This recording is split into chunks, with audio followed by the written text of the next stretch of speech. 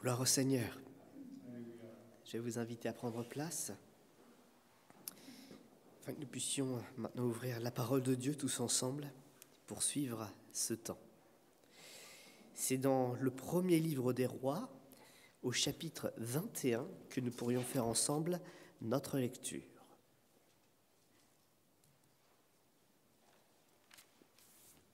Premier livre des Rois, chapitre 21, et nous lirons à partir du verset 1er. Après ces choses, voici ce qui arriva. Naboth de Jizréel avait une vigne à Jizréel à côté du palais d'Akab, roi de Samarie. Et Akab parla ainsi à Naboth, « Cède-moi ta vigne, pour que j'en fasse un jardin potager. Car elle est tout près de ma maison. Je te donnerai à la place une vigne meilleure, ou, si cela te convient, je te paierai la valeur en argent. » Mais Naboth répondit à Akab, « Que l'Éternel me garde de te donner l'héritage de mes pères. » Akab rentra dans sa maison, triste et irrité à cause de cette parole que lui avait dite Naboth de Jizréel, « Je ne te donnerai pas l'héritage de mes pères. » Et il se coucha sur son lit, détourna le visage et ne mangea rien. Jézabel, sa femme, vint auprès de lui et lui dit « Pourquoi as-tu l'esprit triste et ne manges-tu point ?» Et il lui répondit « J'ai parlé à Naboth de Jizréel, je lui ai dit « Cède-moi ta vigne pour de l'argent, ou si tu veux, je te donnerai une autre vigne à la place. » Mais il a dit « Je ne te donnerai pas ma vigne. » Alors Jézabel, sa femme, lui dit « Est-ce bien toi, maintenant, qui exerces la souveraineté sur Israël ? Lève-toi, prends de la nourriture et que ton cœur se réjouisse. Moi, je te donnerai la vigne de Naboth de Jizréel. » Et elle écrivit au nom d'Akab des lettres qu'elle scella du sceau d'Akab, et elle envoya aux anciens et aux magistrats qui habitaient avec Naboth dans la ville, ou dans sa ville. Voici ce qu'elle écrivit dans ces lettres.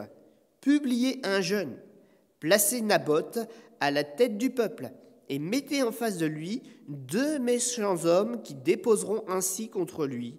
Tu as maudit Dieu et le roi, puis menez-le dehors, lapidez-le et qu'il meure. » Les gens de la ville de Naboth, les anciens et les magistrats qui habitaient dans la ville, agirent comme Jézabel le leur avait fait dire, d'après ce qui était écrit dans les lettres qu'elle leur avait envoyées. Ils publièrent un jeûne et ils placèrent Naboth à la tête du peuple. Les 2 méchants hommes vinrent se mettre en face de lui, et ces méchants hommes déposèrent ainsi devant le peuple contre Naboth. Naboth a maudit Dieu et le roi. Puis ils le menèrent hors de la ville, ils le lapidèrent et il mourut. Et ils envoyèrent dire à Jézabel, Naboth a été lapidé et il est mort. Lorsque Jézabel apprit que Naboth avait été lapidé et qu'il était mort, elle dit à Akab, « Lève-toi, prends possession de la vigne de Naboth de Jizréel, qui a refusé de te la céder pour de l'argent, car Naboth n'est plus en vie, il est mort. » Akab, entendant que Naboth était mort, se leva pour descendre à la vigne de Naboth de Jizréel, afin d'en prendre possession. Amen. Alors on ne dit pas Amen parce qu'on est d'accord avec ce qu'on vient d'entendre. Hein. On dit Amen parce que ce que l'on a entendu est dans la parole de Dieu et que la parole de Dieu ne nous dit que la vérité. Les choses se sont passées ainsi. C'est un triste tableau que nous avons devant les yeux. Et je crois que ça nous montre très très bien à quoi ressemble le cœur d'un être humain sans Dieu. C'est un cœur envieux, un cœur qui n'en a jamais assez parce qu'on a quand même ici un roi qui a ce qu'il veut, mais quand on lui dit non une fois, il est même capable de dépouiller celui qui n'a qu'un petit quelque chose. En plus, quelque chose qui est un héritage, donc quelque chose qui a en plus une valeur sentimentale. Mais ce roi, ce cœur humain sans Dieu, ne s'arrête jamais. Il en veut toujours plus. Un riche, ici, un roi qui ne manque de rien, qui est capable de prendre aux pauvres. Quelqu'un qui est capable de changer le sens de la justice, de la déformer juste ce qu'il faut pour obtenir ce qu'il veut. Il y a des pressions, il y a des condamnations, il y a de l'injustice. Et malheureusement, ce monde dans lequel on est, même s'il a des règles qui arrivent à tenir un petit peu un certain équilibre, une certaine apparence de justice et d'équité, nous le savons, c'est bien imparfait. Et bien souvent, nous sommes aussi amenés à subir ces imperfections et à avoir de la tristesse dans nos cœurs. Et je crois que peut-être même quelques-uns parmi nous souffrent de certaines formes d'injustice. Et le Seigneur entend cela. Je crois que le Seigneur a envie de réjouir nos cœurs ce matin, de nous rappeler que même si dans ce monde on ne nous fait pas justice, il vient bientôt avec sa propre justice. Et quand nous disons que le Seigneur revient bientôt, c'est pas juste pour partir au ciel et puis dire voilà, ça y est, on est libéré. C'est vrai, on sera libéré. Mais il va aussi régler ses comptes et nos comptes. Ce qui nous a fait souffrir n'entrera pas au ciel avec nous. Il réglera avec nous nos affaires. Il nous fera justice. Il nous délivrera. Il consolera notre cœur. Et seulement quand ce sera fait, nous serons pleinement, comme disait Jocelyn avec un mot qui nous échappe un peu parfois, dans la véritable félicité. Une véritable paix, un véritable repos du cœur qui ne sera jamais noirci. Parce que les affaires d'autrefois, on ne les aura pas oubliées. On les aura réglées. Et ça, c'est la vraie justice. Et ce monde ne peut pas nous la promettre, ou s'il le fait, ne peut pas le réaliser. Mais quand Jésus dit qu'il vient, quand Jésus dit qu'il va tout accomplir, il tient compte de cela. Ce n'est pas simplement entrer dans l'éternité avec lui, mais c'est régler une bonne fois pour toutes tout ce qui nous a fait souffrir pour être libérés aussi de ce passé et entrer dans l'éternité.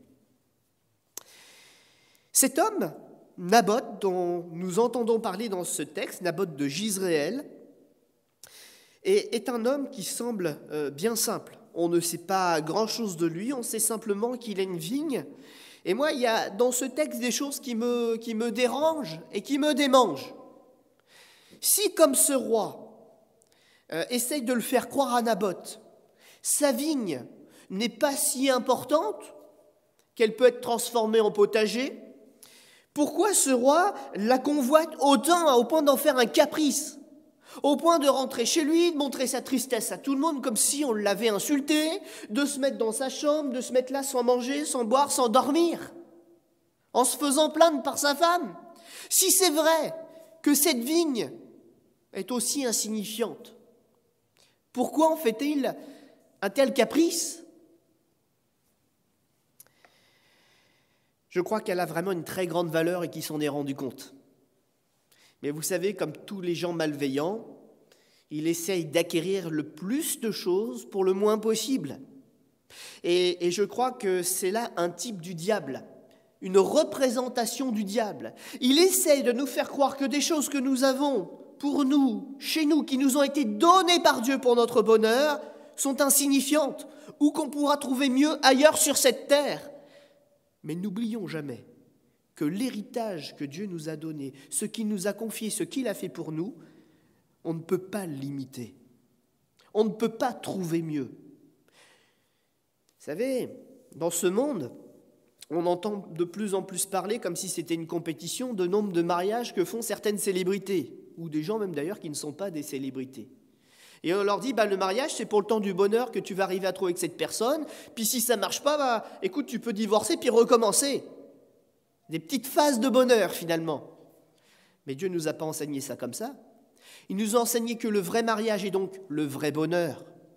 Ce sont des choses que l'on va forger ensemble. Et au départ, avant de se marier, avant de s'engager, on fait des choses dans un certain ordre. Et en plus, on fait les choses devant Dieu, si on veut bien les faire. Pour être bien conduit, pour avoir des convictions, pour que le mariage soit pas juste le mariage, mais qu'il y ait une base, un fondement solide pour bâtir dessus. Or, les gens qui échouent aujourd'hui sont des gens qui vont aux solutions de facilité et qui bâtissent sans fondement, sans avoir mis les choses dans le bon ordre au départ.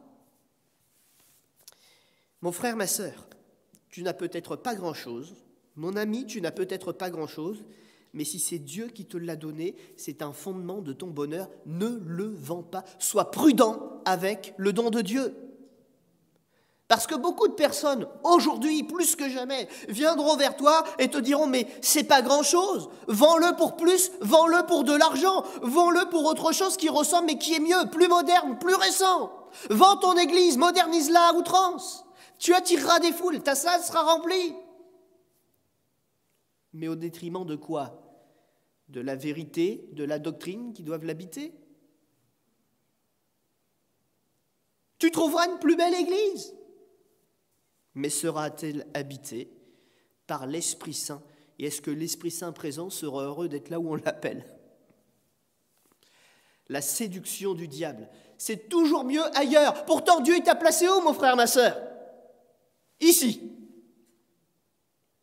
C'est un choix de Dieu. Et ton bonheur repose sur le choix de Dieu. Ton mariage, celui pour lequel tu as prêté serment dans une église, bien sûr devant une mairie, bien sûr, mais devant une église et devant Dieu. Si tu n'honores pas ce mariage, si tu n'y travailles pas, si tu laisses les années passer sans l'entretenir, si tu te lasses, qui te rendra l'amour de ton mariage? Qui lui redonnera la vie? Qui le relèvera? Qui vous réjouira ensemble dans votre couple? Quel exemple laisserez-vous à vos enfants pour qu'ils bâtissent à leur tour un mariage solide? Un mariage solide, le Seigneur nous le dit, ce n'est pas un mariage parfait, parce qu'il y aura des tribulations dans la chair. Mais c'est un mariage où on est unis autour de Dieu, et on défend autant notre amour pour l'autre, on construit autant notre amour pour l'autre, qu'on entretient et qu'on construit, qu'on développe encore notre relation avec Dieu ensemble. Il y a le départ, mais il faut tenir à la distance. Et le mariage est beau quand on le développe dans le temps et dans la distance. Voilà quelques exemples de choses que le diable subtilement est en train de ravir à ce monde. Et quand le diable arrive à ravir ce qui finalement est un fondement profond dans notre vie et pour notre bonheur, eh bien nous sommes désorientés si nous nous laissons entraîner, si nous nous laissons mentir ou acheter. Où irions-nous dans ce monde, dit un chant, si le Seigneur n'était pas au centre pour nous ancrer solidement? Naboth, il n'avait pas compris forcément l'ambition d'Akab, peut-être qu'il ne voyait pas ce qu'Akab voyait dans sa vigne, mais il a eu un réflexe, c'est de se dire que quand même, sa famille avait toujours vécu grâce à cette terre, c'était son héritage, c'était sa subsistance, et si ça avait depuis si longtemps nourri sa famille, et que ça le nourrissait lui aussi, ça nourrirait peut-être aussi ceux qui viendraient après lui. Si Akab a finalement pu avoir la vigne de Naboth, il faut penser que Naboth n'avait peut-être pas de descendants. Sinon, il n'aurait pas pu l'avoir légitimement, ce serait allé aux descendants. Donc il y avait peut-être là une souffrance dans le cœur de Naboth. C'est peut-être un endroit où le diable était venu appuyer. Ça ne servira plus à personne après toi, tu n'as jamais pu avoir d'enfant. Abandonne ce que tu as, c'est pas grave. Prends une retraite dorée avec ce que je te donne. Et profite de la vie, puisque tu n'as pas pu profiter de la famille. Ça peut être ça aussi le diable, d'appuyer sur des endroits qui nous font mal. Mais nous ne devons pas oublier la valeur de ce que le Seigneur a placé dans notre vie. Vous voyez que dans ce texte, Akab, il va faire son caprice, mais il n'est pas tout seul, il a une femme qui est exactement montée comme lui dans sa tête. C'est un bon couple, mais un couple pervers. Ils sont mauvais, ils s'encouragent au mal ensemble. Et la femme prend le relais quand lui, il s'arrête. Eh oui, les loups chassent en meute. Et donc, c'est Jézabel qui prend le relais. Et elle n'a pas peur. Elle n'a pas peur de mentir, elle n'a pas peur de tricher, elle n'a pas peur de déformer les lois, puisqu'elle utilise le nom de son mari pour faire passer un décret quand même. C'est ça la réalité. Elle n'a pas peur. Elle n'a pas peur de Dieu non plus. Et elle arrive à faire ce qu'elle veut, à trouver des gens qui sont aussi méchants, qui s'achètent, pour pouvoir faire même mettre à mort Naboth.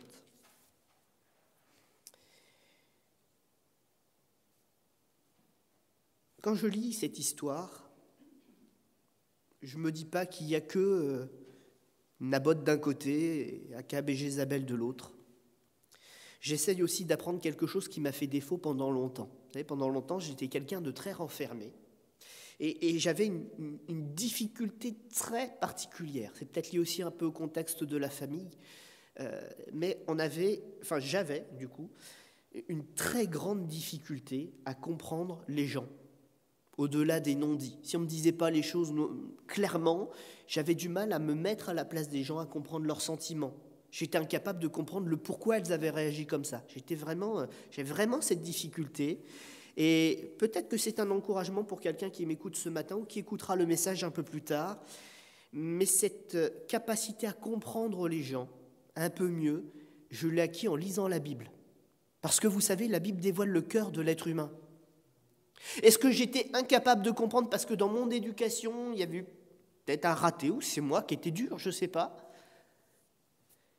Trop renfermé, ce que je n'ai pas pu recevoir dans mon cercle familial, je l'ai reçu de mon cercle familial céleste.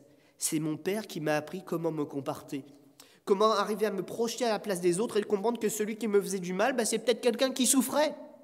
Il m'a appris aussi à reconnaître le mal qui se cachait. Alors quand je lis ce texte, je me rappelle aussi que je suis passé par la phase à quelle place je suis. Est-ce que je suis un Naboth? Est-ce que je suis un Akab?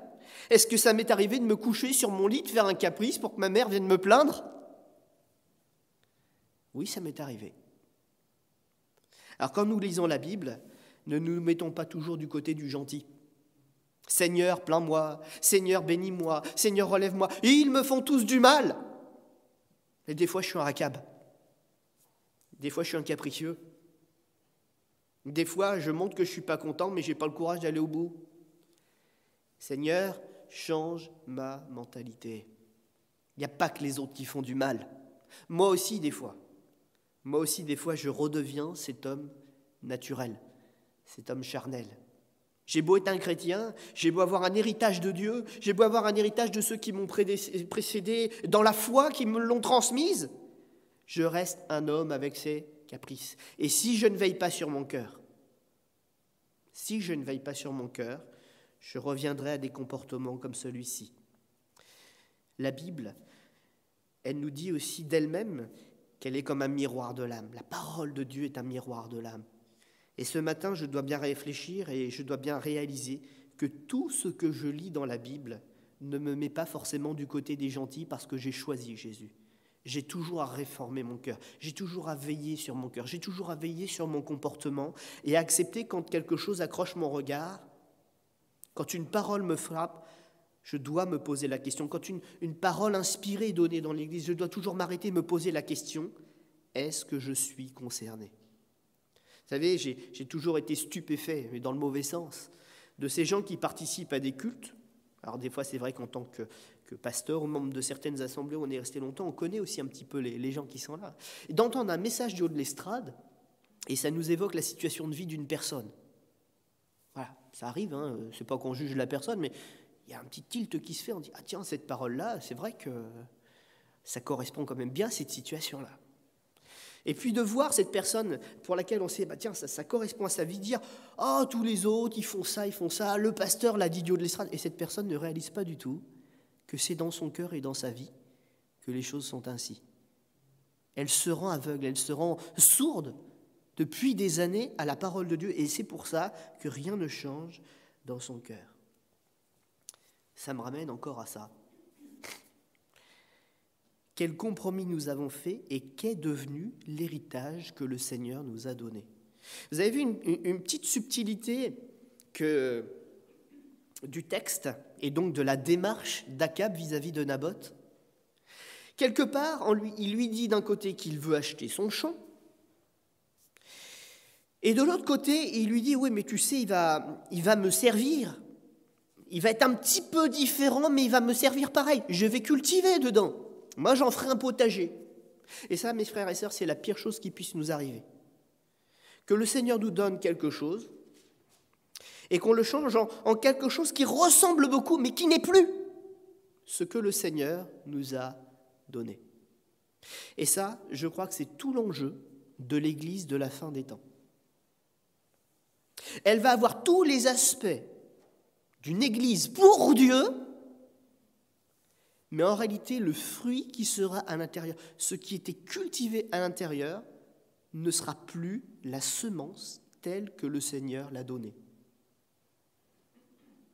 Ça, c'est l'enjeu. Parce que vous savez que le Seigneur ne nous a pas confié qu'une mission, il nous a aussi confié une semence très particulière, l'Évangile, tout l'Évangile. Vous connaissez la parabole de Jésus qui dit qu'il y a un semeur qui est sorti pour semer. Jocelyn nous l'a rappelé il n'y a pas encore très longtemps. Mais avec la bonne semence, il y avait aussi d'autres choses qui étaient déjà plus ou moins là. Il y avait des choses, il y avait des ronces, il y avait des choses comme ça.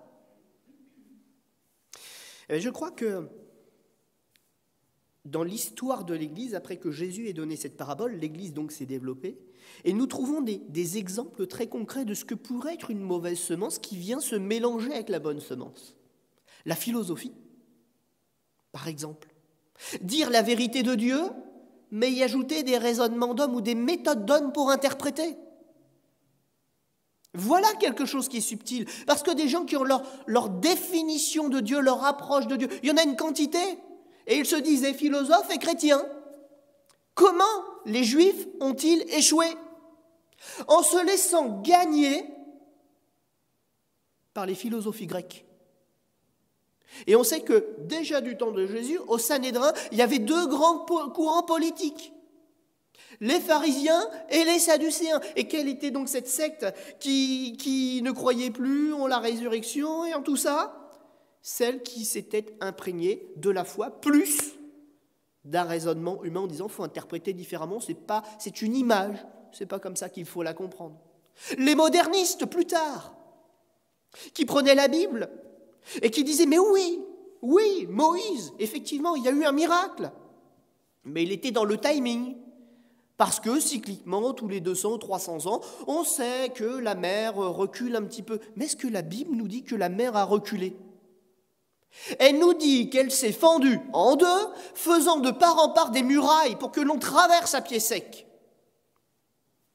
Alors on veut ajouter pas un peu de philosophie, mais un peu de science pour essayer d'expliquer un phénomène. Oui, Dieu est le maître de la nature.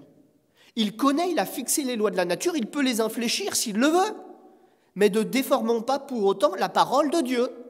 Dans certains cas, oui, des eaux ont été asséchées. Dans d'autres cas, il y a eu de l'eau qui a coulé de rochers, mais dans le cas de la mer, le texte nous dit qu'elle a été fendue en deux, faisant des murailles. Je disais à Raphaël ce matin, et avec Marie-Hélène, on avait un petit temps, on parlait des règles d'herméneutique, justement, ça tombe bien. Qu'aujourd'hui, on tord le sens des Écritures. Et il ne faut vraiment pas grand-chose. Il faut vraiment pas grand-chose. Et tous ces glissements de terrain vont venir de pas grand-chose. On va accentuer un point, par exemple. Dieu bénit, Dieu est amour, Dieu est bénédiction, Dieu est providence. Et on amènera des foules entières à l'église. Le bon Dieu, on va en revenir là. Le bon Dieu. Mais pour que Dieu soit bon, pour que Dieu fasse grâce, il faut avant tout combattre le péché comme lui-même l'a fait. Mais ça disparaît. Ah, écoute, tu es en concubinage, c'est pas grave. Toi, tu crois au Seigneur, c'est toi qui donnes ton cœur au Seigneur. Et on inverse les choses. Ah, écoute, c'est pas grave, tu fumes encore, mais c'est pas grave. Maintenant, voilà, la cigarette n'est pas mentionnée dans la Bible, on connaît ta situation, écoute, au milieu de nous, on t'accepte. Mais oui. Mais sur la base de quelle victoire? Sur la base de quelle confession de foi, de combat contre le péché et de péché vaincu? On va venir rendre témoignage pour dire je m'engage aujourd'hui avec Jésus. Puisqu'aucun combat n'a été mené au bout. Sur la base de quoi? Moi, j'ai rien contre quelqu'un qui fréquente un auditoire, qui fume, qui a son combat. Pour certains, c'est un peu plus long que d'autres. Mais pour qui menons-nous le combat? Pour la gloire de Jésus-Christ. Et que le monde voit une église qui est sainte et saine. Ce n'est pas qu'on est contre une personne parce qu'elle a une addiction. Au contraire, nous l'entourons, nous l'aimons, nous combattons avec elle, nous décrochons le téléphone quand ça ne va pas pour lui dire « lâche pas le morceau !» Pour qu'il y ait une victoire. Mais sans victoire, c'est le péché qui règne. Je prends un exemple. Certains diront que c'est un petit exemple, c'est pas comme s'il y avait eu la drogue, etc. Mais une addiction est une addiction. Nous en avions déjà d'ailleurs parlé dans l'étude biblique faite il y a 2 ou 3 ans. Mais ce que nous vainquons, ce que nous terrassons, eh bien, nous le faisons pour la gloire de Dieu, parce que grâce à cela, il est prouvé qu'il libère véritablement encore aujourd'hui le pécheur qui crie à lui, qui lui réclame son secours. Ça existe de moins en moins. Je me rappelle du terme qu'utilisaient certains frères, notamment le frère Roger Copin, nous ne faisons plus des disciples, nous faisons des adhérents. C'est quand même pas pareil. L'adhérent, il adhère sur une pensée qui lui plaît bien. Le disciple, il marche dans l'empreinte des pas de son maître. C'est une différence fondamentale.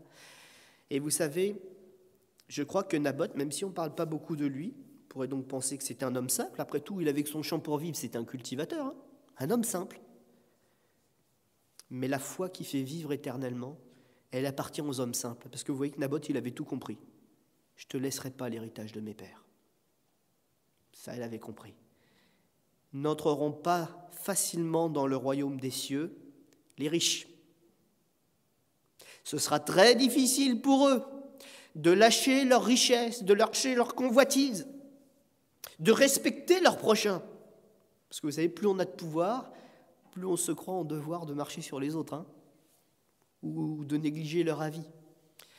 On se rappellera aussi de ce texte, des livres de sagesse. La sagesse du pauvre est méprisée. Peu importe. Peu importe l'outrage qu'on subira, puisque pour nous, les portes du ciel seront grandes ouvertes. Amen. Amen. L'héritage est pour nous. Je ne vais pas aller plus loin ce matin. Je voulais juste graver, alors j'ai peut-être un peu martelé, mais je voulais vraiment graver cette pensée dans nos cœurs. Parce que l'actualité, alors c'est le technicien qui revient à la charge là, l'actualité a vraiment mis un bond en avant ces dernières semaines concernant la marque de la bête et concernant un grand nombre de choses comme ça. On vient de passer de la science-fiction à la réalité. Vous savez que deux grandes industries, parmi d'autres, font beaucoup parler d'elles depuis quelques années, Google et monsieur Elon Musk. C'est le nez bouché, ça, j'ai un peu de mal à le prononcer. On est dans la conquête spatiale, on est dans plein de trucs extraordinaires, la robotique, des prothèses comme on n'aurait jamais pu imaginer sinon dans des films. Et là, récemment encore, on est revenu sur le sujet qui est presque une idolâtrie générale dans le milieu de la technologie, la puce qui guérit. Je ne sais pas si vous avez suivi cette actualité. On en est sur la puce que l'on va mettre sur les tempes ou sur le front, qui permet de corriger beaucoup de défauts, notamment Alzheimer, en rajoutant un petit peu de mémoire et en compensant certains défauts. Paix et sécurité. Faisons-nous tous guérir, acceptons. Comment rendre la vue à quelqu'un qui ne voit pas? Cette puce, miracle, est en train de gagner des cœurs quelque part. Et maintenant, ce n'est plus qu'une question d'années avant que ce soit quelque chose de commercial et de répandu. Mais il y a des choses aussi qui se dessinent derrière ça. Un élitisme. Parce qu'il va y avoir des hommes supérieurs quelque part. Il va y avoir à nouveau une fracture entre le très riche et le très pauvre. Et ce que dit l'Écriture, qu'il va falloir choisir entre sa foi et sa faim, manger, c'est en train de se mettre en place au travers de ces systèmes. Vous savez que l'Antéchrist est présenté comme un surhomme. Ces choses sont en train de se mettre en place. Les médias en parlent. Et il y a un fantasme autour de cela. Les gens aspirent à vivre une humanité augmentée par la technologie. C'est en train de se faire. Aujourd'hui, des singes, par la pensée, sont capables de contrôler ce vieux jeu vidéo Pong. Eh ouais, ça se fait par la pensée. Je ne vais pas aller plus loin, mais ce tournant que nous attendons depuis si longtemps, il est en train de se faire. Mes frères et sœurs, on ne peut pas l'éviter, on ne peut pas le contourner. Simplement par notre présence, le Seigneur l'a dit à ce monde, ça le ralentit. Mais c'est pour demain quand même, puisque c'est annoncé. Alors menons le bon combat, opposons-nous aux mensonges, mais prêchons la vérité plus que jamais. C'est là notre force et c'est là ce qui nous est demandé. Alors vous allez voir des actualités de plus en plus étonnantes. On va même utiliser de plus en plus le terme de miracle, parce qu'il est dit dans l'Écriture que le diable et son faux prophète, enfin l'Antichrist et le faux prophète, feront des miracles, de grands miracles, rendre la vue à des aveugles. guérir des maladies dont on ne savait même pas où les chercher. C'est en train de se faire. Mais quel esprit anime tout cela? Et certains se vendront pour une guérison de cette terre plutôt que de guérir leur âme pour la vie éternelle. Il va y avoir des vrais choix à faire. On va incliner notre front sur cette parole qui nous fait réfléchir et nous fait réfléchir aux conséquences des compromis également. Alors je sais que je m'adresse à un auditoire présentiel ce matin qui est bien averti de ces choses, puisque les prédécesseurs ont fait vraiment un gros travail de doctrine. La Bible est connue ici, mais nous partageons également ce message pour tous ceux qui le regardent sur Internet, qu'ils puissent être réveillés dans leur conscience et faire les bons choix quand ils viendront. Et nous, ce matin, ce que j'aimerais qu'on s'engage, c'est à prier vraiment, encore davantage pour ce monde, et qu'il ne se trompe pas dans ses choix. En tout cas, pour tous ceux qui accepteront d'être éclairés par la parole de Dieu. On incline notre front, puis on demande sa grâce au Seigneur pour traverser l'épreuve à venir. Et Seigneur, notre Dieu, nous voyons comment en ce moment, ce monde est en train d'être redessiné, comment les règles sont en train d'être changées, profitant des circonstances. Nous voyons aussi, Seigneur, les avancées technologiques. Nous voyons toutes ces choses. Bien sûr, nous ne blâmons pas la technologie, mais nous savons quel esprit les utilisera et à quel escient. Rendre le monde toujours plus esclave. Seigneur, s'il te plaît, notre Dieu, ne nous rends pas contre forcément la technologie. Ce ne sont pas ces choses-là qui sont mauvaises, mais ce sont les âmes perverties derrière qui s'en servent en mal, qui sont à combattre. Je te demande, s'il te plaît, de continuer de nous éclairer, à mener les bons combats. Et s'il y a quelque chose qui parfois nous manque, eh bien c'est de prier dans la bonne direction. Donne à nos prières une nouvelle dimension d'inspiration, que nous puissions aller vers toi avec des sujets sur lesquels tu nous auras éclairés. Puisses-tu aussi, par tes jeunes serviteurs qui se lèvent en ce moment, nous accorder une voix prophétique renouvelée, pour que ce soit de vrais serviteurs de Dieu, et qu'ils ne se fassent pas former dans le moule déformé du péché et de la corruption de quelques-uns. Je te demande de protéger donc tous ceux qui se sont levés encore récemment pour ton service, et qu'ils soient formés selon l'Esprit de Dieu, et non pas selon l'esprit de ce monde qui va au mensonge. Je te demande, s'il te plaît, Seigneur notre Dieu, de nous préserver nous aussi, parce que c'est vrai que nous avons marché longtemps, nous avons fait des progrès, mais peut-être qu'il y a aussi des blessures dans notre cœur et que le diable pourrait essayer de s'en servir pour nous détourner au dernier moment, au pire moment, le moment où tout serait devenu tragique. Je te demande, s'il te plaît, Seigneur Jésus, de nous aider à avoir un regain de foi, de confiance en toi et de nous rappeler sur quoi tu nous as demandé de bâtir notre vie. Aide-nous aussi à une chose très difficile, c'est être toujours dans la reconnaissance pour ce que tu nous as donné, même si peut-être à nos yeux aujourd'hui ça ne paraît pas beaucoup, mais c'était salutaire. Aide-moi à aimer l'héritage sur lequel j'ai pu bâtir. Aide-moi à trouver de la joie, à dire « Mon Seigneur, je t'aime ». Aide-moi à trouver la force de dire « Seigneur, aide-moi à garder ma main attachée à ta main et à te suivre jusqu'au bout. » Amen.